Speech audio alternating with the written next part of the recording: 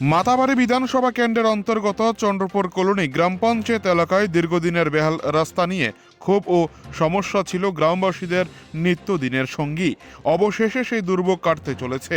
শনিবার সকালে এক অনুষ্ঠানের মধ্য দিয়ে চন্দ্রপুর কলোনি বাজার থেকে নিমাই আচার্যের জমি পর্যন্ত মেটালিং কার্পেটিং রাস্তার শিলান্যাস ও ভূমি পূজন সম্পন্ন হলো।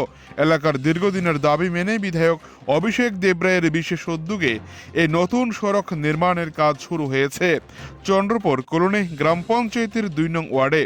চন্দ্রপুর কলোনি বাজার থেকে নিমাই আচার্যের জমি পর্যন্ত এই সড়কটি নির্মাণে মোট ৭১,৮৯,৮৩৫ টাকা ব্যয় করা হবে।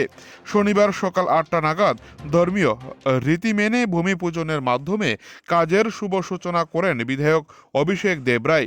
দীর্ঘ বছর পর এলাকার উন্নয়নে এমন বড় পদক্ষেপ নেওয়ায় স্থানীয় বাসিন্দাদের মধ্যে ব্যাপক উৎসাহ লক্ষ্য করা গেছে। গ্রামবাসীদের মতে এই রাস্তাটি চলাচলের অযোগ্য হয়ে পড়ায় কৃষিকাজ থেকে শুরু করে দৈনন্দিন যাতায়াতে চরম অসুবিধা হতো।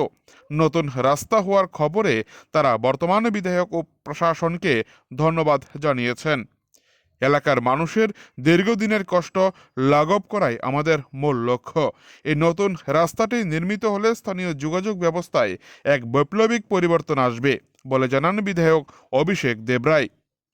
মাতারবাড়ি থেকে নিজস্ব প্রতিনিধি রিপোর্ট, টিভি 100 বাংলা।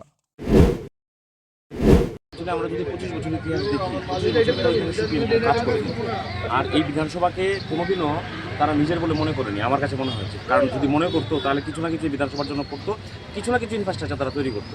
একবারে ইনফ্রাস্ট্রাকচার তৈরি করেন এটা বলবো না, কিন্তু মাতাবাড়ি বিধানসভা যে ইনফ্রাস্ট্রাকচার থাকার কথা তার 80% ইনফ্রাস্ট্রাকচার এখানে নেই। তো গ্রামীণ রাস্তাঘাট বলুন, আপনার বিভিন্ন অফিস আদালত বলুন, এগুলো করলে পারতো। আমার কাছে মনে হয় যে তারা রাজনীতি করেছে এবং তাদের এজেন্ডা কিছু আমি জানি না।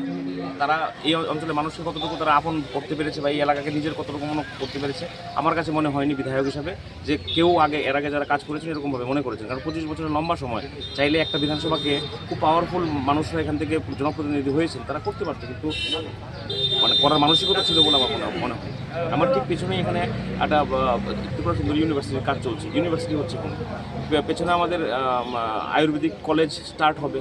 এটা আমাদের জেলা হাসপাতাল হয়েছে, আমাদের সময় এটা উদ্বোধন হয়েছে। আমাদের সরকার আসার পর মাননীয় বিধায়ক বিপ্লব কুমার ঘোষ যখন ছিলেন তখন সেটা ডিস্ট্রিক্ট আয়ুর্বেদিক হাসপাতাল সেটা শুরু হয়েছে। তো 7 বছরই মাতারবাড়ির যা হয়েছে, এই 7 বছরের কর্মকাণ্ড যদি ধরেন আপনারা দেখবেন হেল আর হেভেনের ডিফারেন্স, যে 25 বছর আর 7 বছর করোনা আছে মাঝখানে 2.5 বছর আমাদের